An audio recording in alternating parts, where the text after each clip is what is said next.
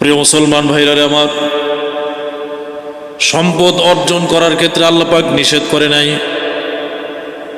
মাল দৌলত কামাইয়ের ক্ষেত্রে আল্লাহ পাক রব্বুল আলামিন নিষেধ করে নাই, বরং আবশ্যক করে দিয়েছেন।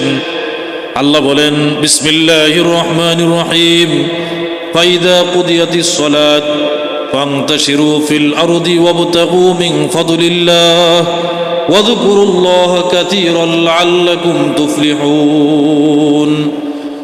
আল্লাহ পাক রব্বুল আলামিন সূরাতুল জুমার মধ্যে বলেন, বান্দারে, ফাইদা কুদিয়াতিস সালাত, যখন তোমাদের নামাজ শেষ হবে, আমি আল্লাহ তোমাদের উপরে যে হুকুম করেছি 5 ওয়াক্ত নামাজ, ফরজ নামাজ, এই নামাজ যখন তোমাদের পড়া শেষ হবে, ফান্তাশিরু ফিল আরদি ওয়াবতাগু মিন ফাদলিল্লাহ, আল্লাহর অনুগ্রহ তালাশের জন্য, আল্লাহর অনুগ্রহ খোঁজের জন্য তোমরা জমিনের মধ্যে ছড়িয়ে পড়ো।